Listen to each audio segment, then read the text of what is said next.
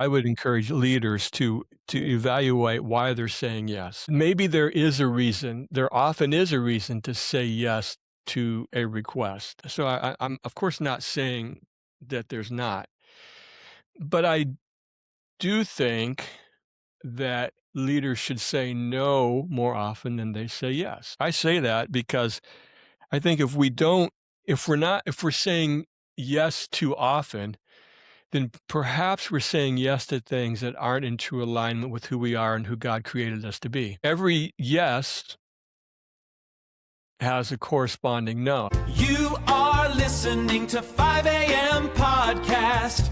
Your morning motivation starts here. Welcome to the 5 a.m. podcast. I'm your host, Michael Clausen. We hope that you're having a great day of hope and honor. Today, we are joined by a man who spent, over 2 decades in the crucible of high-stakes leadership. Greg Woodard served 22 years on active duty, 15 as a Navy chaplain, 7 years in the Marine Corps, and Army National Guardsman. He's seen the cost of burnout firsthand, from the catwalks of the USS Oak Hill to the quiet counseling rooms of drug recovery programs. Greg, we could say, is a doctor of ministry, a life coach and leadership coach, and the author of the upcoming book, Leadership Within: Navigating the Path Toward Soul-Driven Success. He's here to help us bridge that gap between who we are and how we lead.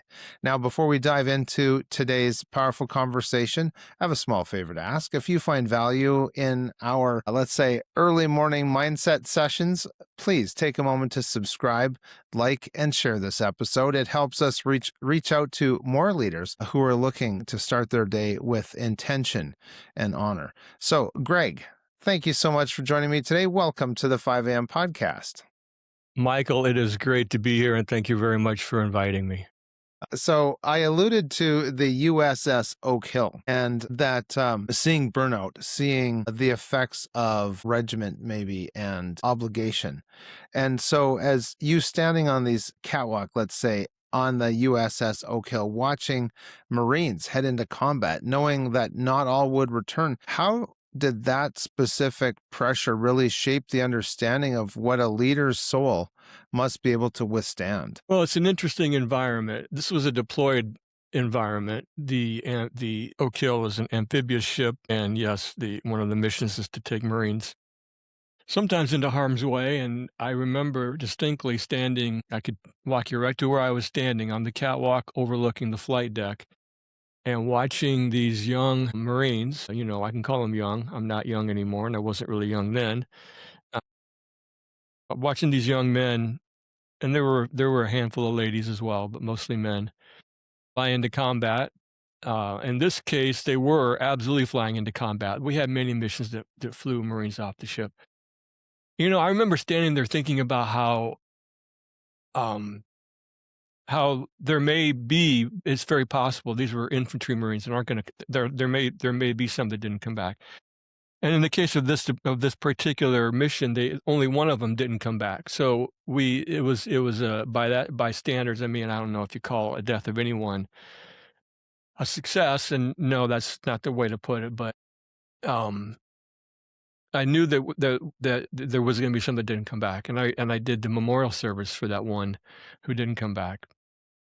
And the pressure of that environment, it certainly is on the chaplain. We're the keeper of, or the one who's looking out for the souls, the human side of the members, and watching the young leaders make decisions, watching the captain of the ship and the commander of the troops make decisions, and then being in there with the young men and women who were involved in the mission certainly was a pressure-filled environment and very challenging. Absolutely. And thought-provoking experiences that can stick with us.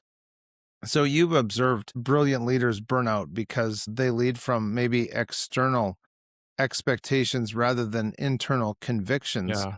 What is that first warning sign that where a leader would be signaled to say, hey, you're drifting away from your moral compass or your internal core? Yeah, I want to give you an analogy. I'm going to I'll direct my answer in kind of an analogy way. And I think of when I think of young leaders, or I think of any leader, I think of a crucible pot. So if you think of gold, a lot of us wear a gold ring as a sign of being married. Gold has to be, in order for it to be purified, it has to be smelted in a crucible pot. And gold, I looked this up, so forgive me for being a geek on this. No, that's good. Gold has to be heated to 1,948 degrees to separate the dross. Then a smelter scrapes the dross off, and then only then is the gold purified. If the crucible pot doesn't maintain the heat of that rising temperature, the pot will break, the gold will flow out, and the gold is not purified. So when I think about it as it relates to leaders, I think of leaders as a crucible pot. They need to do good self-leadership. They need to do good self-care in order to maintain the heat of the circumstances that they find themselves in.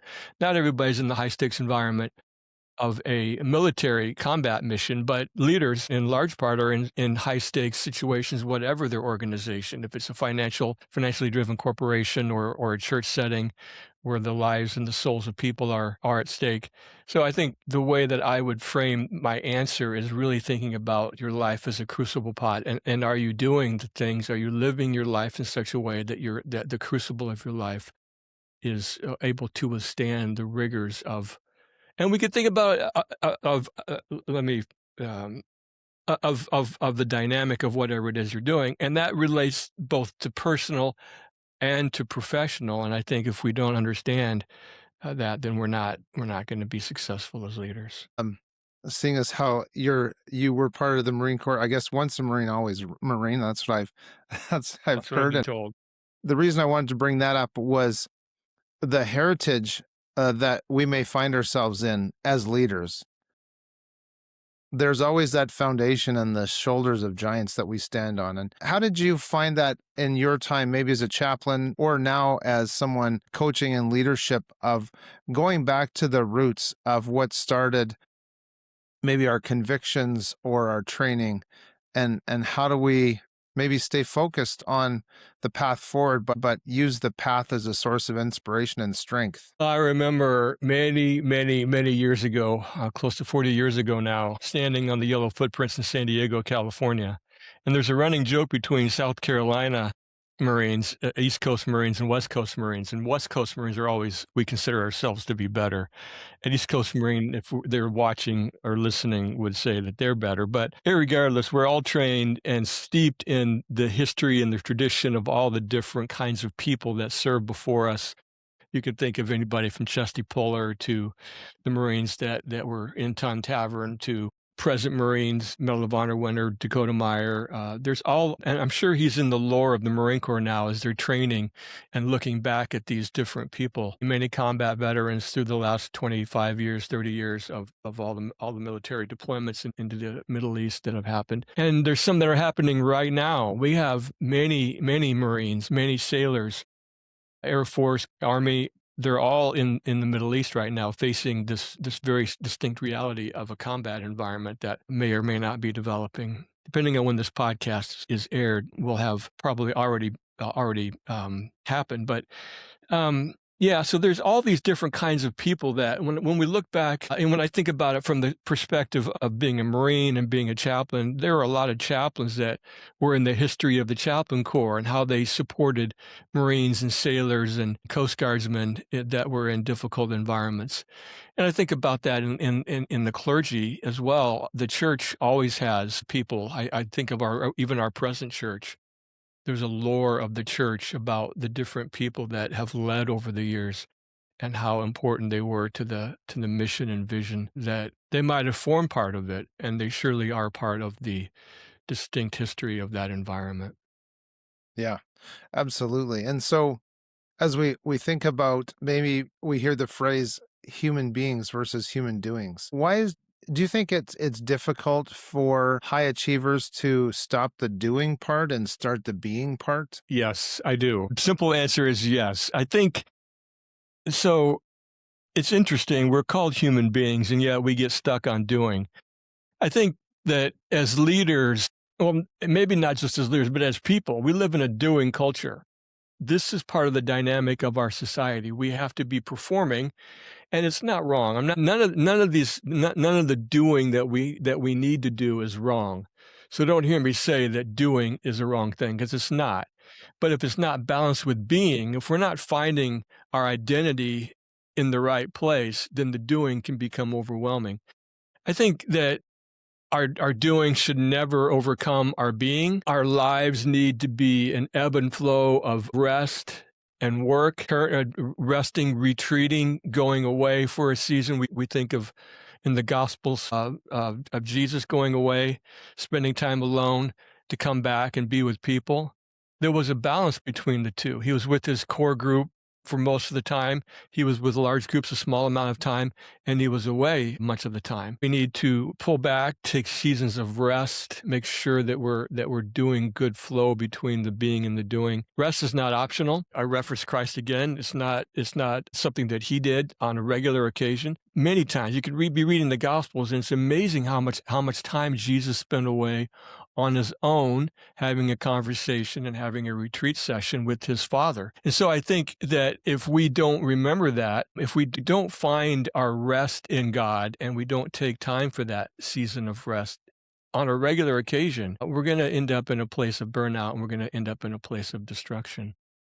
So as to why, I think it goes back to the doing part of the culture. And I think young leaders maybe especially struggle with this because they say yes too often. I know it's easy for me to say at this season of my life.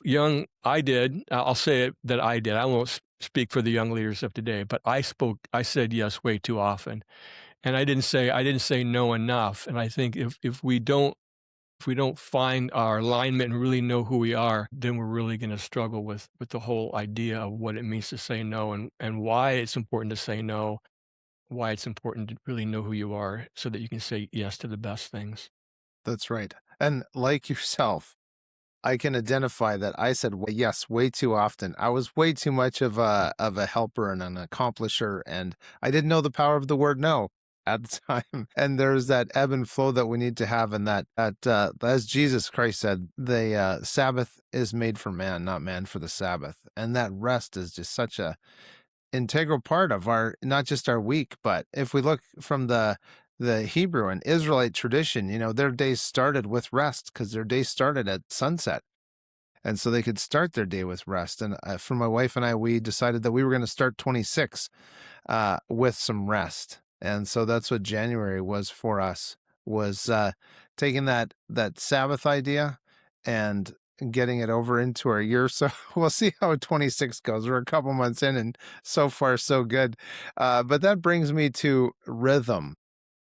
And you advocate for 4 rhythms: the spiritual, physical, relational, emotional. If a leader is only neglecting one of these, can they still flourish, or does that whole system eventually collapse? Well, so I'm not going to say that the whole system collapses, but I am going to say that they're intertwined. Later on, you're going to ask me maybe to define soul care, but I want to front load a little bit of that answer Sure. now. I want to quote an author named Bethany Heiser. She wrote a book called From Burned Out to Beloved. And she writes that soul care doesn't mean just spiritual care. It means tending to our inner psycho-spiritual self, which affects our whole self. The self is holistic, with the body, soul, and spirit being interdependent. We are complex, intertwined beings. Our soul, body, mind, and emotions are all amazingly interconnected. So I landed upon these 4 rhythms. There's other rhythms that we could include. Obviously the the financial rhythm or the intellectual rhythm. But when I was on my deployment, these were the 4. I started to look back on that deployed experience. I didn't have a perfect record of always being super energetic, but I maintained resilience through the deployment. And I think I was effective more often than I was ineffective. So I wondered about why. And I started to write and think and reflect. And I came upon these were the 4 things that I understood in that environment. Now, that's a very high pressure environment. Deployed military deployment is a very high pressure environment. Many things get stripped away. I didn't have my family. I could call my wife. I had the great luxury of having a stateroom as a chaplain, so I had a phone in my stateroom that I could call my wife from the middle of the ocean. It's amazing. It wasn't that way many years ago, but when I was deployed, we could use the satellite system and call home. So I did have a relational connection. However, it wasn't like I was going home to my wife and spending time with my children on the floor playing and going out and throwing the baseball with my son and spending time with my daughter and the things that she enjoys. I had to find my own routines and rhythms in that environment. And I had a lot of demands on my time. Everybody had demands on their time. And I, of course, as I said earlier, was the one that was called upon to look after the souls of the people, to take care of the human factor that was doing the mission of the deployment. And so I had to find the four things, well, the things, and in my case, it was four: spiritual, physical, relational, and emotional. And I found rhythms and routines and practices within those four things, and I practiced them on a regular basis. And that is where this idea of these four rhythms came from and why they're so important and why I spent time writing a book about it. Yeah, it's powerful. As you were talking, I was thinking about Samuel Smiles, who had said that all work and no play makes Jack a dull boy, but all play and no work makes it something That's true. worse. Yes. Yeah. And I had to the, I had to make sure. Sorry, I didn't mean to no, go ahead. jump in on you. No, I just had to make sure that I was available. I needed to make sure that I was able to be available for people. So that meant that in the morning, usually I would go work out and I would sleep well. Deployments sometimes aren't coupled with good sleep, but I worked hard to make sure I slept well, to make sure that I could be available for people. I checked in on my emotions to make sure, again, that I could be available. And I wanted to stay resilient. And so I really looked after my spiritual self. As a chaplain, my spirituality was a professional part of my requirement, but it also needed to be personal. So yeah, I think those are the rhythms that were just the most important to me in that environment. And I've maintained that they still are some of the most effective and most important rhythms in my life. right. Well, can you talk a little bit then about your relationship with the soldiers when you were, or other staff when you were on deployments? What was, can you share with us maybe some of the situations that people would come to you for and how you were able to help them? This can begin a very, very long part of the conversation. Okay. Let's just say that if there's a problem that exists in a person's life, I've probably heard it. And in a deployed environment, I mean, too, also remember that chaplains, yes, we're the spiritual, quote unquote, the spiritual person, the representative of God but we also maintain 100% confidentiality. We're not mandated reporters. And I'm no longer active, so these things don't apply in my life right now. But when I was on active duty, the chaplain is the one person that there's no mandated reporting. There's not any other entity in the entire military that does not have a mandated reporting requirement. So people would come to see the chaplain, not always because they wanted a spiritual conversation, they wanted a place to have a confidential conversation. So that means that they could disclose anything and I could not divulge it to anybody, which was a heavy load to carry, but it was also an important and sacred thing that I would carry. I would receive their pain, I would receive their confession, and then I would hold that and offer it to God. And it was something between the individual, myself, and God. And I had to know how to navigate, how to hang on to these different kinds of painful experiences. So, I mean, I don't want to go too personal, but there were everything from sexual assault to obviously, in a deployed environment, you're dealing with grief. People back home have died. Grandpa died, and I can't go home. My son's having a hard time. I'm not speaking personally. I'm speaking on the things that I talk to people about. So having a hard time back home, and I can't do anything other than talk to him on the phone, or I'm not getting along with my supervisor. One of the ones that was the most interesting to me was young leaders. Maybe they weren't in a leadership position yet, but they were being affected by young leaders. Young leaders often don't understand that in the military, rank gives you power, quote unquote power. You put on a certain rank, you outrank the person that's junior to you, therefore you're the leader.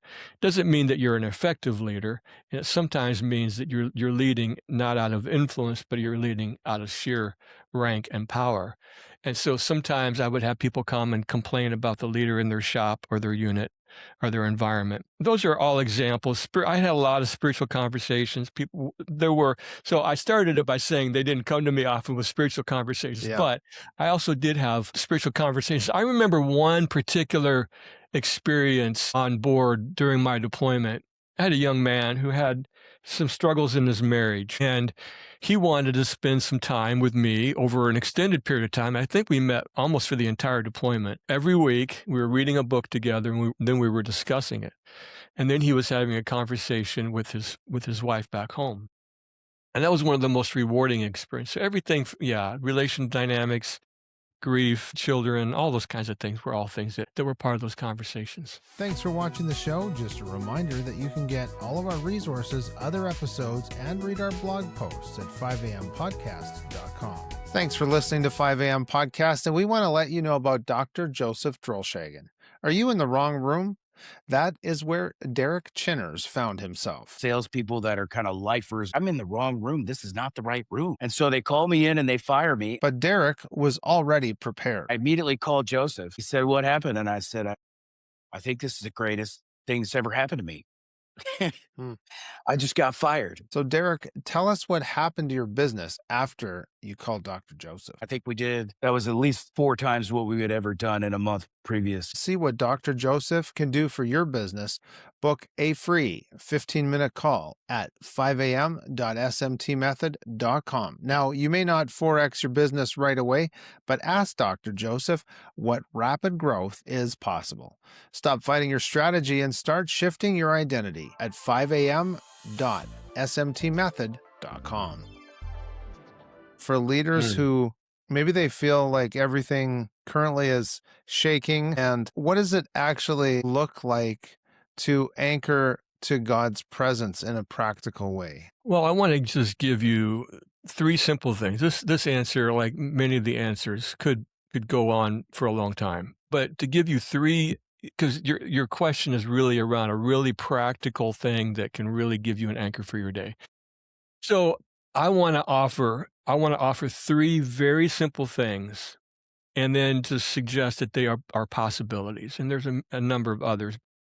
The first one, if we're talking about something in a 5 a.m., maybe very early in the morning, silence and solitude. So we sit in a quiet room. Everybody has a different season of life. We might have children that are running around. I started to talk about this, and a young pastor friend of mine said, "Well, what about those of us who have kids that are going to interrupt our time?" Well, of course, you have to take into account the season of your life. But set your timer for 10 minutes. Maybe it's only 5, and just sit in silence and solitude. And then do some.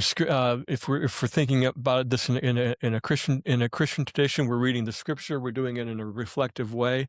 Might be just a short passage, picking a small section of one of the Gospels, just one of the chapters, and we're just reading it, reading 2 or 3 verses, depending on the context. Maybe it's a paragraph. And then we're doing some responsive journaling. So, what are you hearing God say to you during that time of silence and solitude? Was there something that came up? Was there a word that you heard while you were reading the scripture? Was there a phrase that stood out? And then I think we should practice gratitude. I think sometimes our mindset, when we're facing all the things that are going on in our world and the way society can be sometimes and the way some of our relationships can be and all the different dynamics of life, it can affect our mindset. And so having a practice of writing, maybe it's just 3 things that you're grateful for. Do that every morning, do that every night. But that would be a really good, very small, and maybe it takes 15, 20 minutes, 10 minutes or so for the silence solitude, 10 minutes for the spiritual reading, maybe a handful of minutes for the responsive journaling. And it's a very short practice. It can be done in a pretty effective way. And it's a really good rhythm because you're listening to God and you're expressing some kind of gratitude. Right. That's good. Well, ladies and gentlemen, we're talking with Greg Woodard. We're having a great conversation, and some of you may already be saying, I need to get in touch with this guy. So, Greg, can you talk about how the ways that people can get in touch with you? Yeah, the best way is to go to gregwoodard.com. It's my main website. That's a great place to find out more about me. There's a little menu bar across the top, and they can click on About and read all about me. I wrote a book recently that's been published. They can go to book.gregwoodard.com. And then we talked a little bit about burnout during this podcast.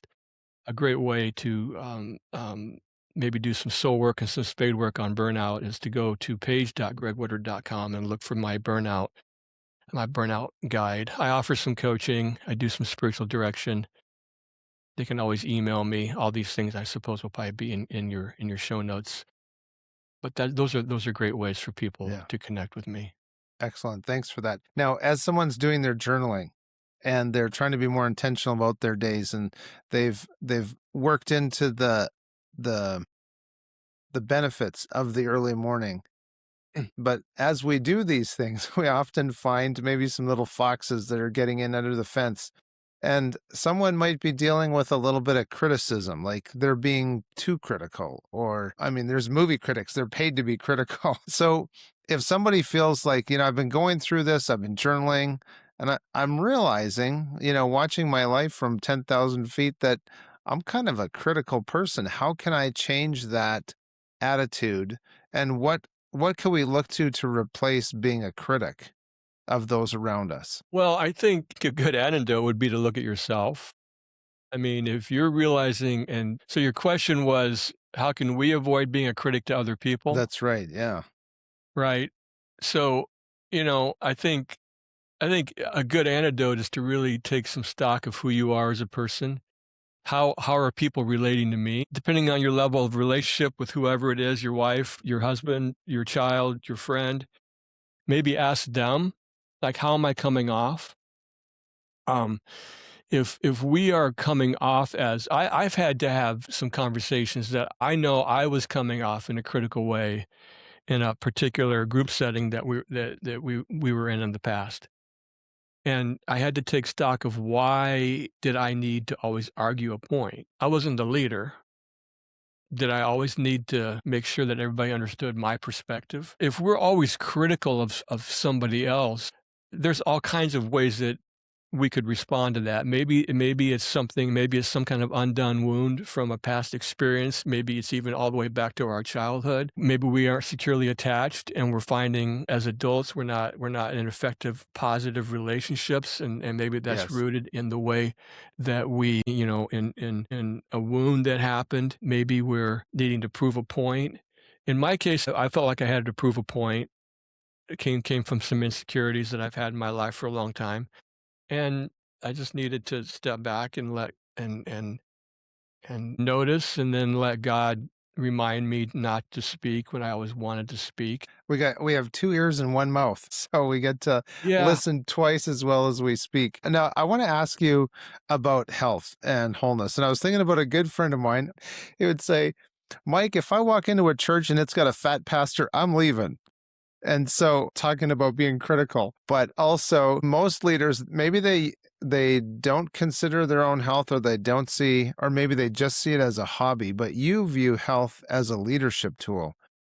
So how does that idea and mindset of living healthy, having the physical energy directly impact a leader's ability to make spiritual decisions or even strategic decisions? Remember that my context that I wrote this out of was military. So Okay, that's gotcha. important to understand. I Yes. acknowledge that fitness, physical fitness, strength is a critical factor in a military person's life. But now translating it out into the civilian world, as I'm observing and thinking about. So as a Christian, well, I'm thinking of it as a Christian leader, but leadership in general, sometimes I want to say this and not have this be controversial. I don't Sure. think that any one of my rhythms that I talk about are any more important than the other. Okay. Now, we might be able to make a case that the spiritual side of our life is the most important thing.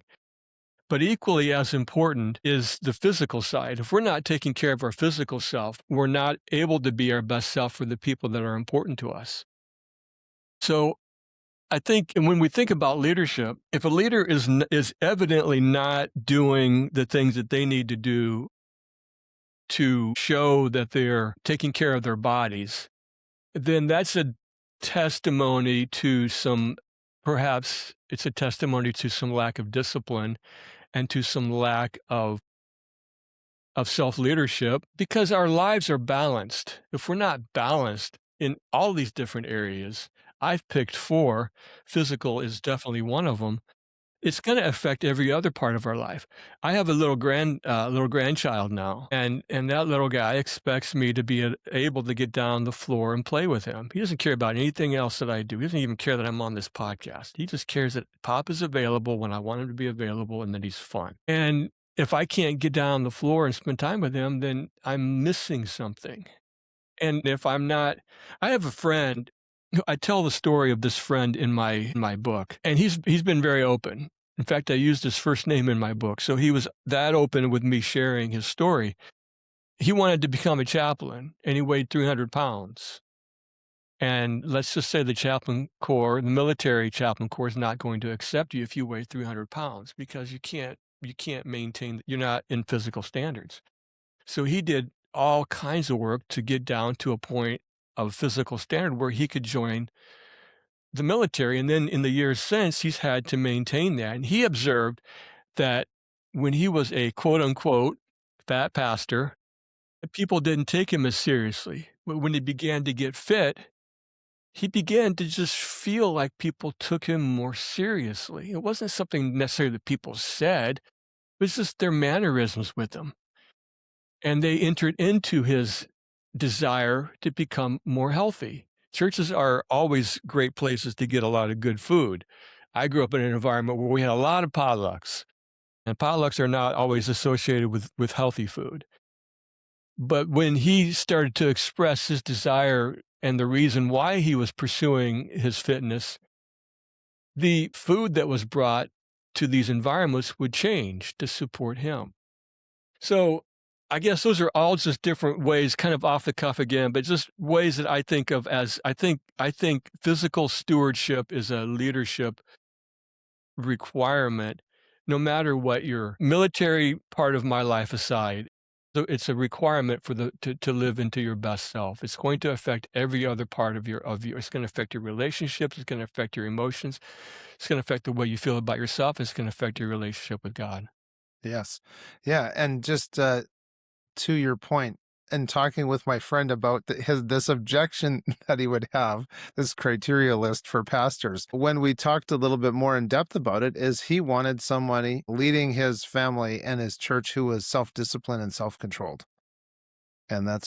that's where he was coming from that. So just to get back into the chaplain side of this conversation, I'm sure that you dealt with a lot of people processing trauma and you would Mm. deal with that intense emotional weight. How can corporate or ministry leaders process maybe their daily micro traumas so they don't carry that weight home with them to their family? So I'm going to be self-disclosing here. I didn't do this well early in my life. I spent an early part of my ministry life pastoring in a drug and alcohol recovery program. And I'd go home and I would be turning over everything that happened during the day, what I did or didn't do to help whoever it was, all the problems that still remained in that environment, the traumas that they would bring in. And this is where I began to really experience the really traumatic things that are part of a person that's in addiction. And I would take it out on my family. Later on, I learned this idea. I call it my emotional rhythm. So this goes back to my 4 rhythms. This is one of those things where we need to do, at minimum, you use the word daily. I think, at minimum, we need to do a daily check-in and really evaluate where we're at with our emotions. I have a list of things that I think about, what am I sensing? How am I reacting to people? What are my reactions? How am I speaking and spinning? How am I speaking to my wife? I don't have my kids are out of the house now, but when they were home, how am I relating to my children? How am I relating to friends? Back to that small group. If I wasn't processing emotions well, then some of that extra things that I would bring into the group that weren't helpful would be more prevalent. So have a way of checking your emotions. How are you doing internally? Guys and inner work, sometimes they don't go together. Sometimes they should. I think sometimes we forget we want to tough it out. We want to deny our problems. We want to deny that the pain that somebody brought to well, in my case, they brought it. I mean, I use this I use this analogy. I think of it as a problem that they brought and they had it in their hands and they handed it to me. and they then left, and I held the pain. And so I had a rhythm, a routine throughout the day. I always block time between meetings, and I would sit depending on the level of the meeting. Not everybody's dealing with the same kind of trauma that I was facing. I get that because not everybody's been a chaplain or is in a kind of environment where a lot of trauma is coming their way. But everybody faces some kind of pains that are coming out of an experience. It might be a relational dynamic, or it might be, the way that a boss is speaking to you, or an evaluation that didn't go well, or a financial metric that wasn't attained, the way that the board is going to respond in a search in a s- so having a regular, at least daily, and then throughout the day, checking in and seeing how am I doing, how am I relating to people, am I getting insular, what am I sensing, what am I feeling, what am I experiencing, and doing that daily, and then finding a way. Maybe it's setting an alarm, and at 1 o'clock and at 9 o'clock, I'm checking and seeing where my emotions are at, and then making the adjustments and offering those. The thing about traumas that we face, and I know it's easy to speak about this just as somebody who's received it. Some people have a lot more personal trauma, but that's not really what we're talking about here. So some of these can seem a little simplistic to somebody who's dealing with the really deep personal trauma. But having a very significant way of checking in consistently on the interior part of your life is essential for a leader. Right. And do you ever get into, in counseling people, this idea of maybe those traumatic thoughts that keep bothering them? They could live inside a little plastic box or something that they could put up on a shelf, or maybe pressure wash the image of it off the walls of their mind. Any techniques like that to help people deal with recurring difficult thoughts? Well, I think if we are talking about difficult recurring thoughts, yes, those are great analogies. Some way of addressing the emotion or the wound. If we don't have some mechanism of putting it in the past or putting it in a box, but the danger of some of those analogies, not so much the ones that you brought up, but the danger of sometimes just putting things aside is that we don't deal with them. You can pressure wash a house. My wife and I were just talking about our need to pressure wash our home. The fact is that it has to be pressure washed at least annually because it gets dirty again. And if we're not dealing with, it's sort of like trauma can be sort of like a cancer. We have people in our life that are dealing with physical cancer, and so cancer that metastasizes is is more catastrophic cancer because it it affects multiple parts of a person's inner of their body. And emotional wounds can be the same. If we're not addressing them in an effective and well-rounded and holistic way, then they're going to continue to affect us. And I think an important point here too is to say that I had a limit as a chaplain. I knew that I could only go so far, and if somebody needed a higher level of care, I would always refer them to somebody with a level of care that could help them. Some people are more specialized. I was just reading this morning about people that are specialized that are trauma informed, that are specialized in helping people navigate trauma. So that depending on the level of your trauma, is going to depend upon the level of care that you need. And I would encourage you to make sure that you avail yourself of people who have a specialty in the area of trauma that you're dealing with. Yes, absolutely. So let's talk about the identity gap. You've said that many leaders are exhausted by the gap between who they are and how they lead. How can we begin to close that gap? So there's three main temptations. These aren't original with me. They're common things that are talked about. There's performance, possession, and popularity. One of my main sources for those three temptations is Peter Scazzaro. If you haven't read his book called The Emotionally Healthy Spirituality, I would highly recommend it. But he talks about how we get caught up in the performance trap, evaluating myself according to the level of my success.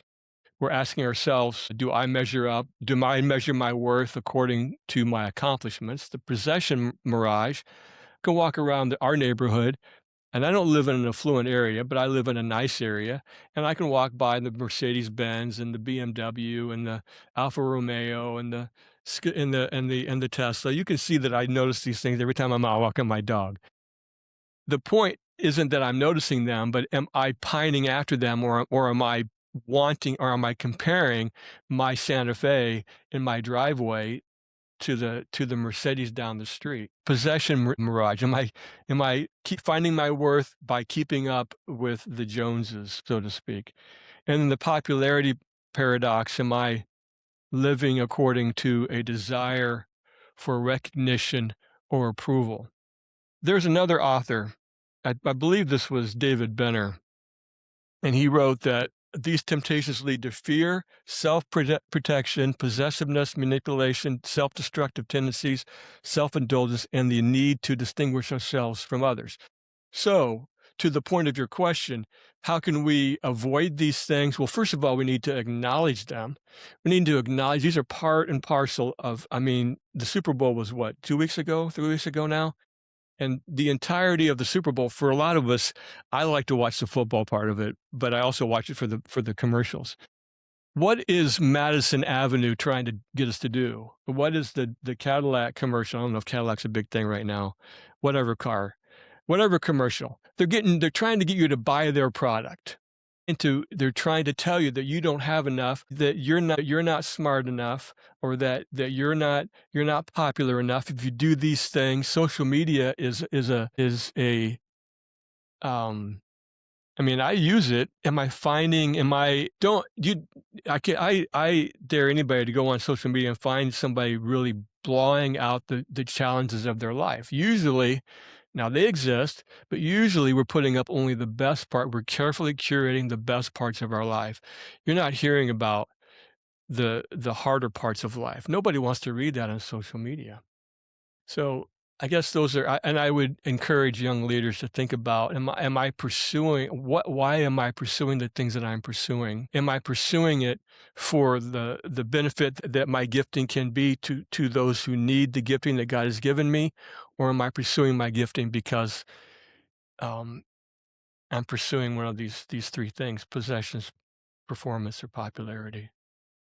Very good. Good perspective to have. And so then enters the power of no into all of this, as you and I were talking about earlier. We'll go back to your military experience and that phrase, the mission never stops. So how do you teach a mission-driven leader to say no to a demand that can actually be still saying yes to their calling? So I would encourage young people, young leaders. I hesitate to always use young leaders. I would encourage leaders to evaluate why they're saying yes. Maybe there is a reason. There often is a reason to say yes to a request. So I'm of course not saying that there's not, but I do think that leaders should say no more often than they say yes. Why do I say that? I say that because I think if we're saying yes too often, then perhaps we're saying yes to things that aren't in true alignment with who we are and who God created us to be. Every yes has a corresponding no. If I say yes to an opportunity, I'm probably saying no to some time with my family or no to some self-leadership kind of experience. I might be saying no to something that's going to move the needle in a more positive way towards the calling that God has in my life. And I think too that young leaders, again, I'm using young leaders because I'm not a young leader anymore, maybe haven't figured out, or maybe are still pursuing their purpose. So they may not quite yet understand what God has truly called them to be. So they say yes. They just throw a lot of things against the wall and they just say yes to everything, and eventually something will stick. And yeah, I mean, I guess that's part of finding God's calling, because some things work and some things don't. But um, I just think that we need to give ourselves more permission to say no, and that helps us to stay aligned with who we are as as the person that God created us to be, and we can say yes to all the things and the more important things that are. Sometimes a yes just takes a lot away from other things that are more important in our life, and so I think that those are all things that I would say to young leaders. Yes, certainly evaluating the time. And I often think when it comes to tasks and tasking and work, Jesus said to the disciples to go first to the house of Israel. and then to go outside of that house. So kind of for me, that's taking care of the family and the internal workings before we start giving our time, talents, and attention to those beyond the property line, so to speak. So I want to ask you about soul care. That word, of course, can sound like a buzzword, but based on your doctoral research, how do you define it for the person who they might be skeptical of anything that sounds too soft? Skeptical of anything that sounds too soft. So care is holistic. I've already used this holistic. I already offered the definition. It's being attuned to our whole. It's holistic in the way we think about our being. Our body, our soul, and our spirit are all interconnected. Our emotions, our physical self, our mental self, all of it is in our relationships. It's all interconnected. Earlier, you asked me if we let one of them go, does it jettison all the other ones?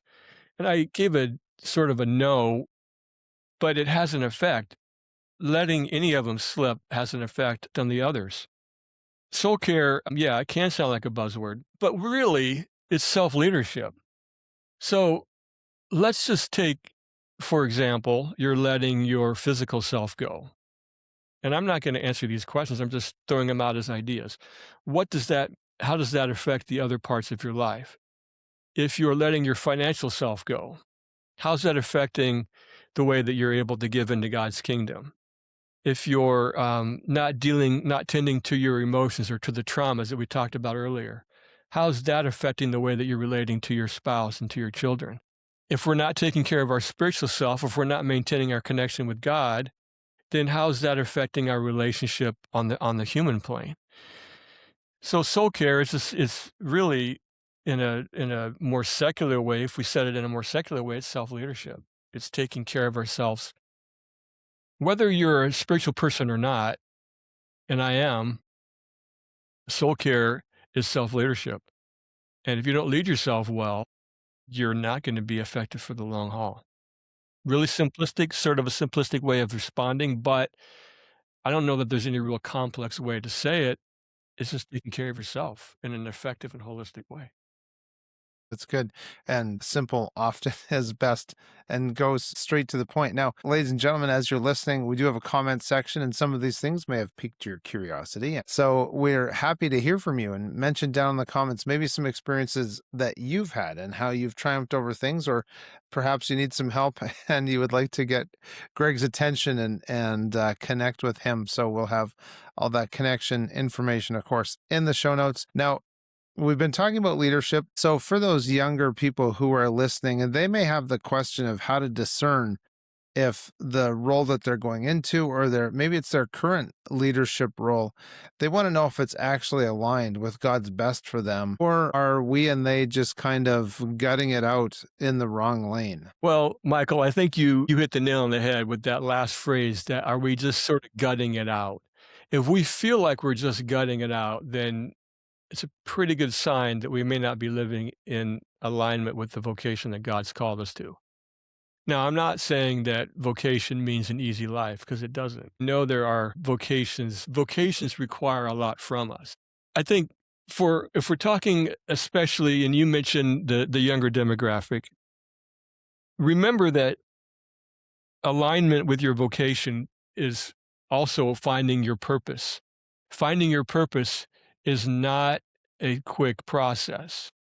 I can't tell you how many leaders, young leaders that I've spoken to over the years that said, I just want to know what I'm supposed to do. And I wanted to encourage them, but I also wanted to say, well, have you taken a season of discernment? Have you really spent time reflecting on and getting to know who you are and who God created you to be? Have you there's all kinds of, we could just name all kinds of different assessment tools, and that's not really what I'm about. But we are looking at our personality, and we are looking at the way that we're wired. We are looking at the way we relate to other people. We're looking at the way that our childhood has affected our present reality. So I think it's important to know that sometimes it takes a while to find your vocation. But if you're not waking up in the morning with some excitement towards the day that is getting ready to unfold, then maybe you're living out of alignment. I think we talked about crucible experiences. Sometimes, often, This is going to sound maybe discouraging to young leaders, but I'm going to say it anyway. C.S. Lewis said pain is a megaphone. Sometimes the crucible experiences, the most painful experiences of our life, is where God gives us the most clarity on who we are and who we are called to be as people. I will say that that's been my experience. Now, I also have had a pretty winding road, and my journey towards really discerning and understanding who God called me to be and how I was wired was a long process. Maybe it was longer, maybe it was shorter. It took me a while to really understand who God called me to be and to find opportunities within that align with my vocation. Does what you're doing in your life make you tired? Does it make you lethargic? Are you energized, or are you energized by it? So I think those are all things. If you're not living in alignment with your vocation, you're probably going to lead yourself towards burnout, because you're going to just be, as Michael said, you're going to be gutting it out. And so if you're finding yourself gutting it out more often than you are enjoying the work that you're doing, the vocation that you're doing, then that might be a good starting point to understand that maybe you need to do some more discernment and take some time to really reflect on who you are as a person, who God created you to be, and then pull back and seek opportunities that and say no to more things, and then seek opportunities where you can live in alignment with who you truly are as a person. Right. That's excellent advice. I like it. And I was thinking as you were talking, fear factor. So, fear is one of these things that a leader might be wanting to make the change to something where they don't feel sapped of time, treasure, and attention. So if this leader, they've got a dream for a new product or invention, initiative, maybe even a book like yours, often fear might arise as we're starting this new project, or maybe even retiring from one vocation, going into something else. How does one handle the fear of their own capabilities? Yeah, this is one that has been really hard for me to overcome. I've lived in with a lot of fear of putting myself out there for a long time. It even really continues to this day. The book that I put out was very, very difficult for me to put out because I didn't want to expose. I was afraid to put my work out into the world. But ultimately I decided, after a lot of conversations, a lot of prayer, my wife encouraging me, that it was something that I felt like I was called to, and that if I didn't do it, I was living in disobedience to God. So that may not be the best way to discern whether you're living in fear or not, but I can say that I've always had a hesitation to put things in public. I spent an extra year or so on my dissertation, not because it wasn't ready, but because I was afraid of hitting submit. I hit submit, and within 2 or 3 days, my professor came back to me and says, "You're ready to defend." And I said, "I'm not ready to defend, but I'm glad that you found my work acceptable." And I defended about 2 weeks later. And that was at least one of the ways that I overcame fear and I hit submit. Because I knew if I didn't hit submit, I was just not gonna do it, and I made a commitment that I was gonna finish. You gotta have a strong why. My why of my book was to help younger leaders to learn some of the lessons that I have gleaned over the course of my experience, and so I couldn't let fear beat me and keep me from putting it out into the world. I began to publish just different. I mean, I'm only talking about blog posts, but I began to put blog posts up that just were small projects that I would just do over time, and I joined a group because this is a common fear. If we're talking about specifically, I'm thinking about this book process. If we're many, there's this thing called imposter syndrome. In other words, I'm not good enough. Living in fear is another way of saying I'm not good enough. My words aren't good enough for somebody to read, which, obviously we need to learn techniques, and we need to learn how to be effective in the way that we use words. However, it can also lead to avoidance. So dreams are God given. I'm thinking about what I just said about this was a God given dream. If a dream truly is God given, and that takes a season of discernment to understand it, but if you really do have a strong sense, and maybe it's being confirmed by other people that this dream is of God, then letting fear get in front of you and keep you from living into that dream, could it be a sign of disobedience to God?